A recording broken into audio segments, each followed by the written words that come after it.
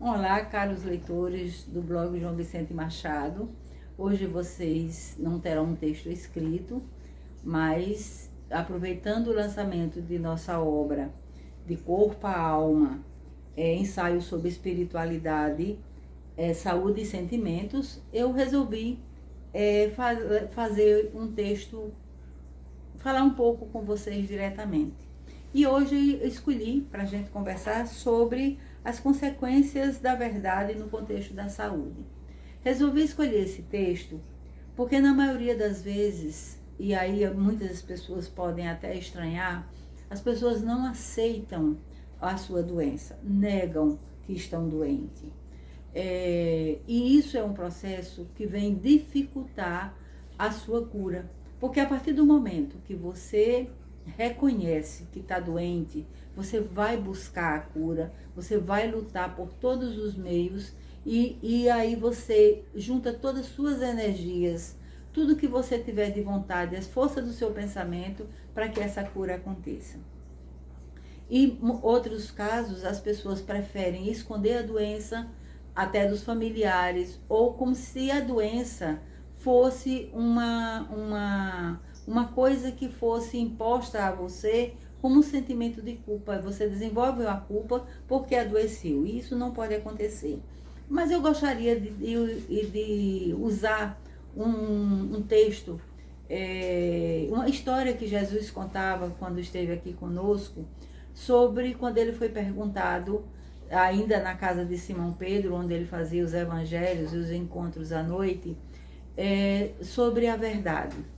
E aí ele começa a contar as suas histórias, né? E ele dava os seus exemplos e contava os seus ensinamentos através das histórias. E essa história ele começa a contar a história de um homem que vivia numa caverna.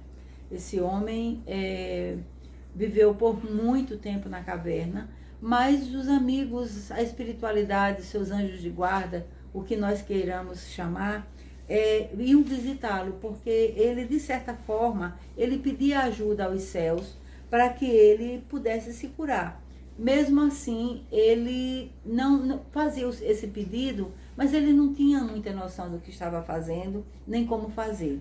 Então, diante desse pedido dele, a espiritualidade ou os anjos resolvem levá-lo à fé.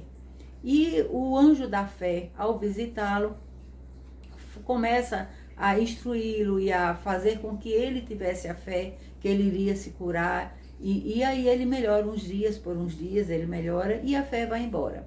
Depois que a fé vai embora, né, o anjo da fé vai embora, ele cai novamente naquele mesma tristeza, naquele mesmo desamor, né? E ele começa a bravejar, ele começa a culpar todos pela sua doença. E era aquele homem que não suportava viver no ambiente onde ele vivia, porque dizia que tinha mau cheiro, e ele não compreendia por que aquilo ali. Então, diante novamente de todo aquele sofrimento, o Jesus, através dos seus mensageiros, resolve mandar a esperança.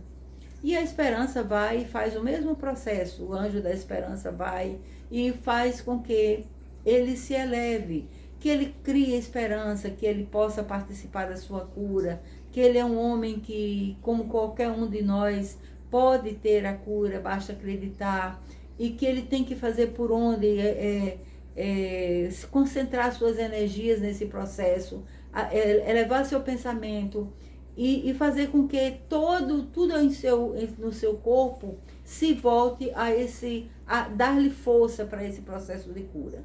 Mas aí ele novamente ele volta a cair quando poucos dias depois que o anjo da esperança vai. E aí vem a caridade, vem o anjo da caridade. E o anjo da caridade também, com muita pena dele, com muita dor dele, faz novamente outras tentativas para que ele resolva, que ele possa pensar nessa cura. E novamente, por poucos dias, ele alimentou a esperança dessa cura, mas logo em seguida, quando o anjo ia embora, ele caía e voltava no estado anterior de tristeza. Até que um dia depois de não terem mais o que fazer com ele, pedem, a espiritualidade manda o anjo da verdade. E quando o anjo da verdade chega, resolve levá-lo para fora da caverna onde ele vivia e faz com que a luz, né, exterior faça com que ele se veja. E ele se vê um homem completamente coberto de feridas. E essas feridas é o que, na verdade, fazia com que ele tivesse aquele mau cheiro que ele sentia o tempo inteiro. E a verdade faz com que ele saia daquela caverna, procure um outro lugar para viver, que ele procure lugares mais abertos, enfim, todas aquele conhecimento que a verdade trouxe para que ele pudesse buscar dentro de si, além dos elementos exteriores, né, para obter a cura. Mas a verdade, ele não conseguiu aceitar a verdade. Então ele preferiu, ao invés de lutar pela cura, ele preferiu esconder-se novamente e procurar uma outra caverna e se esconder. Então é muito importante que o final, né, dessa história quer nos ensinar o quê? A importância da verdade em nossa vida. A importância da verdade no nosso processo de cura. Nós precisamos aceitar e querer se curar. Não podemos aproveitar a doença para que os outros tenham pena de nós. Não podemos deixar que essa doença faça com que os nossos familiares, que antes não nos davam atenção, que agora passe a nos dar, exatamente porque nós estamos doentes. E muitas pessoas usam desses instrumentos, né, para receber atenção. Se apodera da doença e começa a chamar a minha doença, eu tenho minha dor de cabeça, eu tenho minha enxaqueca. E aí se apodera, por quê? Porque traz um benefício para ele, de alguma forma, essa falta de verdade.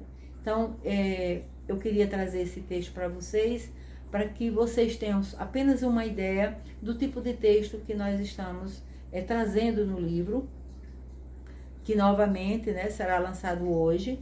E se vocês, relembrando, não quiserem irem ao lançamento lá no hotel onde eu já coloquei para vocês, no Easy, no térreo às 16 horas, vocês possam, do conforto de sua casa, adentrarem no site da Amazon e vocês adquirirem esta obra.